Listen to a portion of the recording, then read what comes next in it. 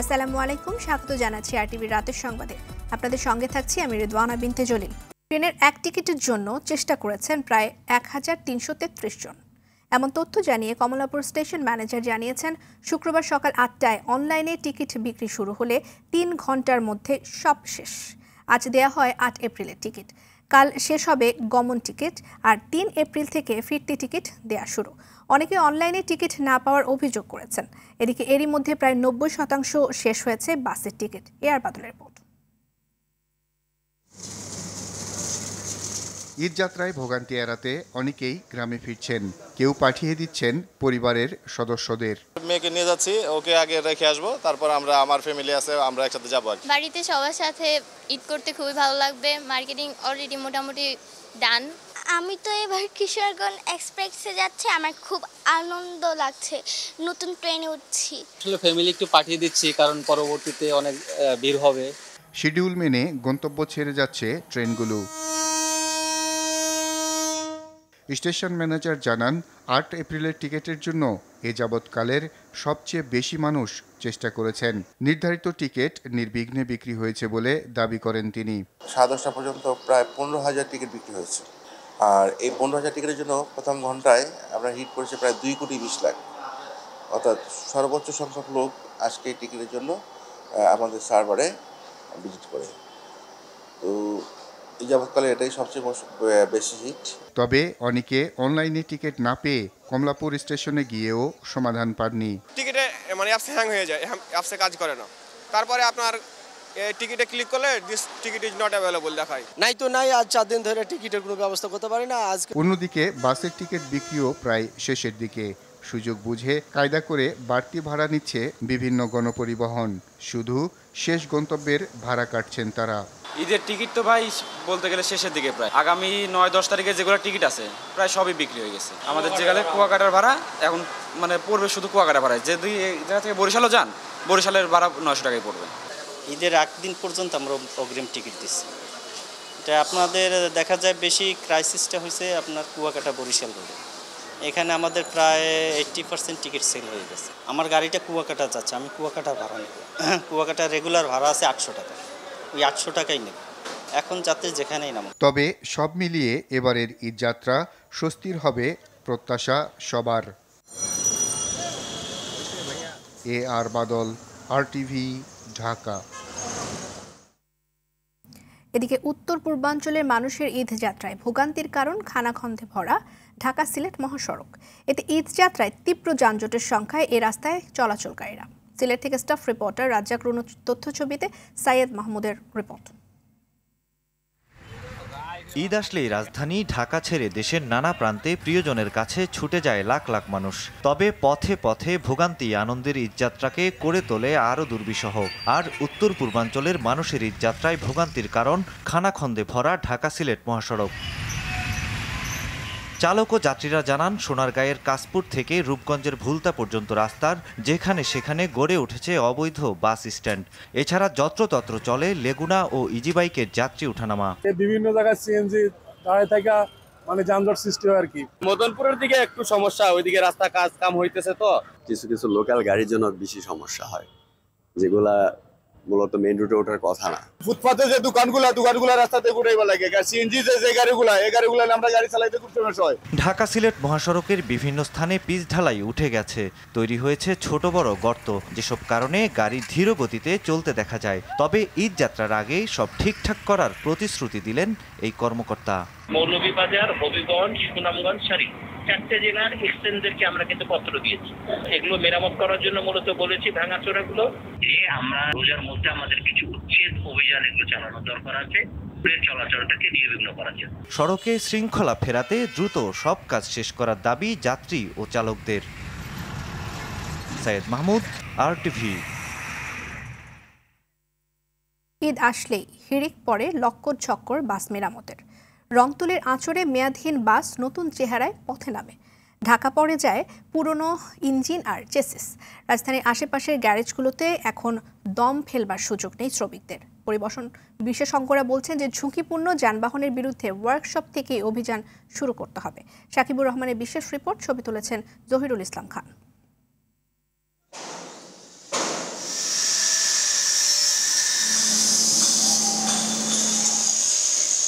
ঈদ এলে এভাবে মেয়াদ ও ফিটনেসবিহীন যানবাহনগুলোকে মহাসড়কে নামানোর জন্য ঘষে মেজে চকচকে করা হয়। ঈদযাত্রায় সড়ক পথের ভোগান্তির সঙ্গে যোগ হয় ফিটনেসবিহীন যানবাহন।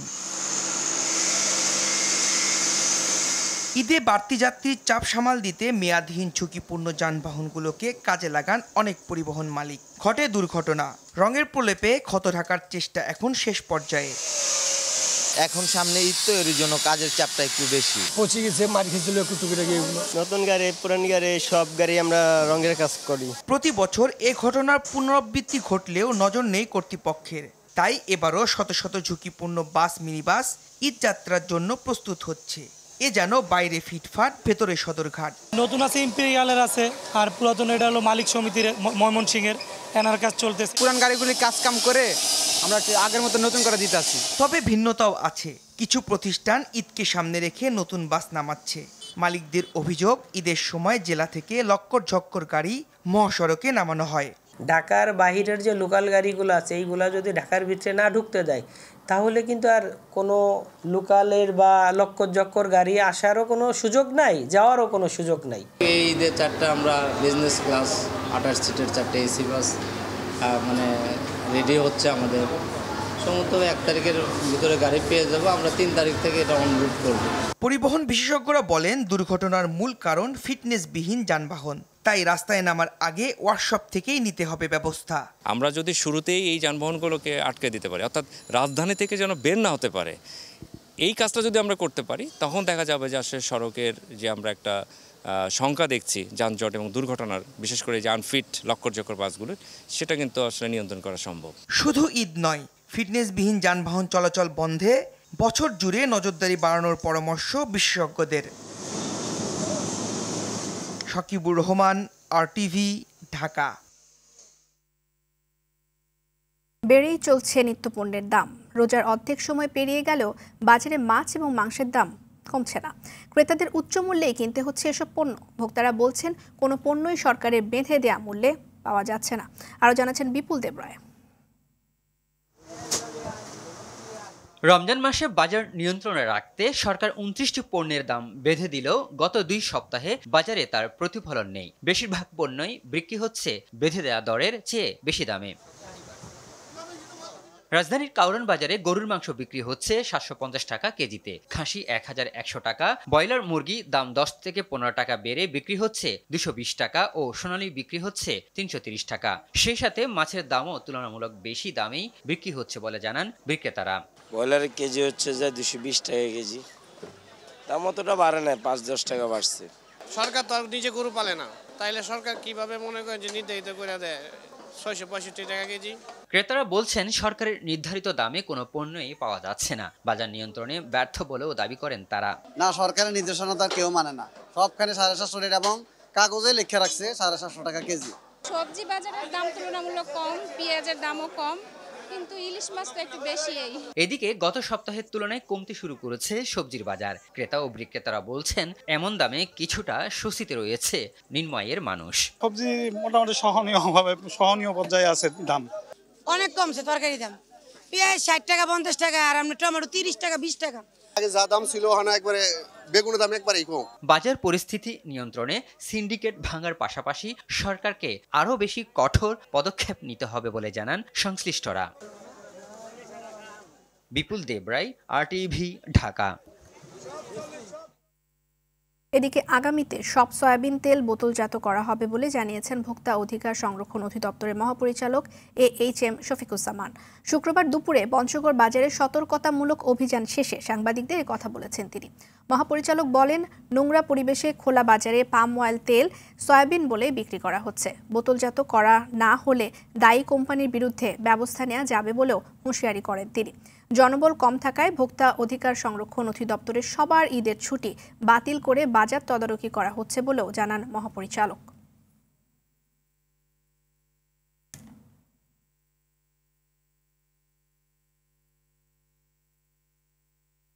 পাউচ প্যাক করলে আপনার 200-250 ml এর ছোটো ছোটো প্যাকেটও করা যাবে, তাতে যেটুকু খরচ বাড়বে তারপর মানুষ নিরাপদ থাকবে এবং সেখানে আমার ওই যে পাম তেলকে সয়াবিন করে বিক্রি করতে পারবে। আমরা তখন এই কোম্পানিগুলোকে ধরতে পারবো যে এটা কোন কোম্পানির, আমরা টেস্টে পাঠালে তাদেরকে আইডেন্টিফাই করতে হবে। আওয়ামী লীগ বিদেশিদের দাসত্বে বিশ্বাসী নয় বলে সাফ জানালেন দলটির সাধারণ সম্পাদক ওবায়দুল কাদের। বিএনপির ইফতার পার্টি করে সরকারের বিরুদ্ধে মিথ্যাচার করছে বলে অভিযোগ তার। আর দলের যুগ্ম সাধারণ সম্পাদক হাসান মাহমুদ বলেছেন, জিয়াউর রহমানকে খলনায়ক থেকে নায়ক বানানোর অপচেষ্টায় লিপ্ত বিএনপি। শাকিলা করিমের রিপোর্ট। প্রধানমন্ত্রী শেখ হাসিনার নির্দেশে ৭,০০০ মানুষের মাঝে ইফতার সামগ্রী বিতরণ করেছে আওয়ামী লীগ। অনুষ্ঠানে দলটির সাধারণ সম্পাদক ওবায়দুল কাদের বলেন, শেখ হাসিনার নির্দেশে সাধারণ মানুষের মাঝে ইফতার সামগ্রী বিতরণ করে আওয়ামী লীগ, আর বিএনপি ইফতার পার্টির আয়োজন করে অপপ্রচার চালায়। আজকে বিএনপি ইফতার পার্টির আয়োজন করে আওয়ামী লীগের চরিত্র হনন, মিথ্যাচার করে যাচ্ছে। আওয়ামী লীগ বিদেশিদের দাসত্ব করে না বলেও জানান কাদের। বিএনপি হৃদয়ে পাকিস্তান, চেতনায় পাকিস্তান, কোন বিদেশি রাষ্ট্রের দাসত্ব আমরা করি না। প্রেস ক্লাবে বঙ্গবন্ধু সাংস্কৃতিক জোটের অনুষ্ঠানে আওয়ামী লীগের যুগ্ম সাধারণ সম্পাদক হাসান মাহমুদ বলেন, জিয়াউর রহমান জীবদ্দশায় কখনো নিজেকে স্বাধীনতার ঘোষক বলেননি। জিয়াউর রহমান জীবদ্দশায় কখনো তিনি স্বাধীনতার ঘোষকই দাবি করেননি। আমার মনে হয় তারা যেভাবে জিয়াউর রহমানকে স্বাধীনতার ঘোষক বানানোর জন্য যেভাবে কথা বলেন, স্বয়ং জিয়াউর রহমান মনে লজ্জা পেয়ে কবরের মধ্যে কাত হয়ে শুয়ে পড়ছেন। দেশে সাংস্কৃতিক জাগরণ হলে অপপ্রচার থামবে বলেও মনে করেন তিনি। শাকিলা করিম, RTV, ঢাকা। আওয়ামী লীগকে বর্জন করলেই জাতি স্বৈরাচারের হাত থেকে মুক্ত হবে বলে মন্তব্য করেছেন বিএনপি স্থায়ী কমিটির সদস্য গয়েশ্বরচন্দ্র রায়। শুক্রবার সকালে জাতীয় প্রেস ক্লাবে এক আলোচনা সভায় গয়েশ্বর বলেন, সুজাতা সিংয়ের বাংলাদেশের সফর থেকে শুরু করে নানা তৎপরতায় প্রমাণ হয় 2014, 18 এবং 24 নির্বাচনে বাংলাদেশে এসে প্রভাব বিস্তার করেছে ভারতীয়রা। এছাড়া ভারতীয় পণ্য বর্জন শুধু নয়, এদেশের জনগণকে ভারতে না যাওয়ারও পরামর্শ দেন বিএনপির এই নেতা।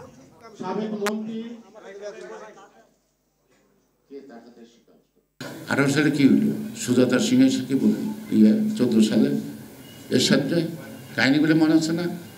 আপনি পণ্য উৎপাদনের খাদ্য তৈরি করতে পারলেই তো আমদানি অটোমেটিক্যালি নিষিদ্ধ, বর্জন না করলে আমদানি অটোমেটিক্যালি নিষিদ্ধ। বুয়েটের রাজনৈতিক চর্চা বহাল রাখার চেষ্টায় জড়িতদের শাস্তির দাবিতে শনি এবং রোববার টার্ম ফাইনাল সহ একাডেমিক কার্যক্রম বর্জনের ঘোষণা দিয়েছে বুয়েটের সাধারণ শিক্ষার্থীরা। 21 ব্যাচের ছাত্র ইমতিয়াজ রাব্বি সহ জড়িতদের স্থায়ী বহিষ্কার করা সহ 6 দফা দাবি তুলে ধরেন বুয়েট শিক্ষার্থীরা। শুক্রবার বিকেলে বুয়েট ক্যাম্পাসে মানববন্ধনপূর্বক সংবাদ সম্মেলনে এমন ঘোষণা দেন শিক্ষার্থীরা। তাদের অভিযোগ, 28 মার্চ রাত 2টার দিকে ক্যাম্পাসে বিশেষ এক শ্রেণীর রাজনৈতিক নেতারা প্রবেশ করেন। বহিরাগত রাজনীতিবিদ যারা ক্যাম্পাসে ঢুকেছিলেন তাদের বিরুদ্ধেও আইনানুগ ব্যবস্থা নেওয়ার দাবি করেন তারা।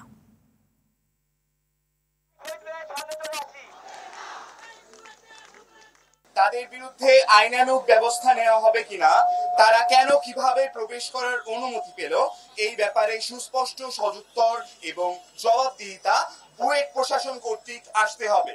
উপরোক্ত 1 নং এবং 2 নং দাবি আগামীকাল সকাল 9টার মধ্যে বাস্তবায়ন করা না হলে আমরা সকল ব্যাচের শিক্ষার্থীরা DSW এর পদত্যাগ দাবি করছি।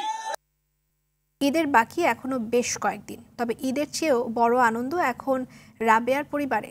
অবশেষে মা বাবার কোলে ফিরেছে তাদের হারিয়ে যাওয়া সেই প্রতিবন্ধী মেয়ে।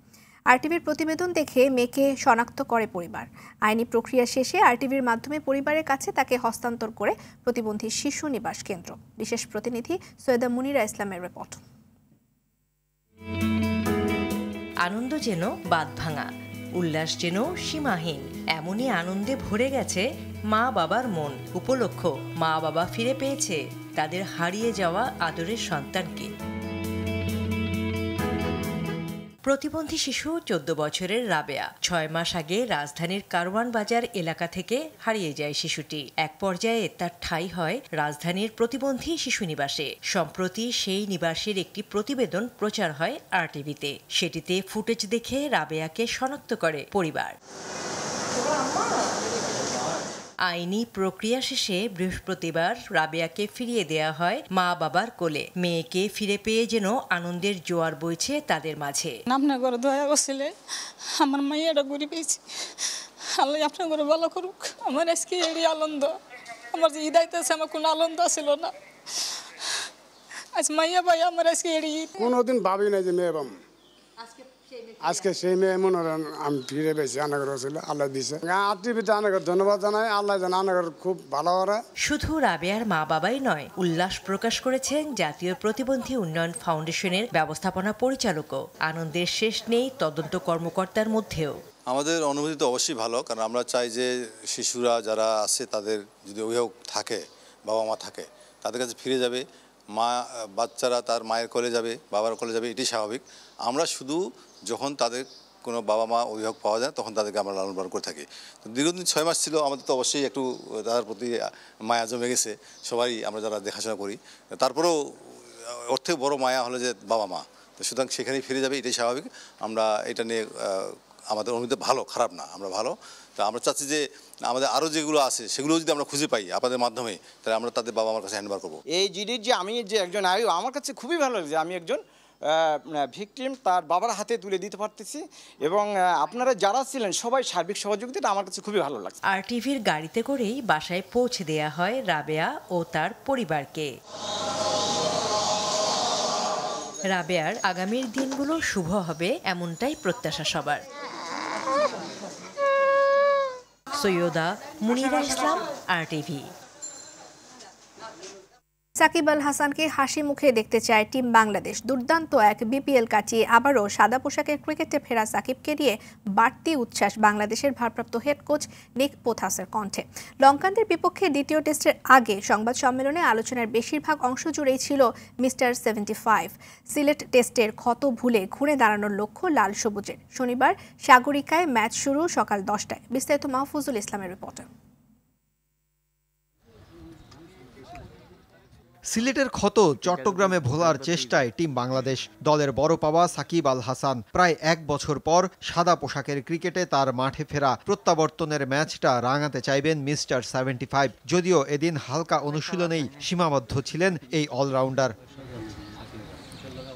সাগরিকায় লাল সবুজের ড্রেসিং রুমের শীর্ষকর্তা নিক পোথাস। হাতুড়ু সিংহের অনুপস্থিতিতে এখন টাইগারদের অন্তর্বর্তীকালীন মাস্টারমাইন্ড হিসেবে থাকছেন তিনি। ম্যাচ পূর্ববর্তী সংবাদ সম্মেলনে সবকিছু ছাপিয়ে এলো সাকিব প্রসঙ্গ। সাকিবকে পেয়ে অবশ্যই আমরা ভাগ্যবান। ড্রেসিং রুমে তাকে পাওয়া দারুণ ব্যাপার। নানা প্রতিকূলতা কাটিয়ে দারুণ বিপিএল খেলেছে সে। এখন সে ভালো অবস্থায় আছে, সে খুশি আছে। আমরা সবসময় তাকে খুশি দেখতে চাই। চট্টগ্রামে সাকিবের প্রত্যাবর্তনের ম্যাচ নিয়ে ভাবনায় লঙ্কানরা। সংবাদ সম্মেলনে সাকিবকে নিয়ে সকল প্রশ্ন এড়িয়ে গেলেন লঙ্কান অধিনায়ক।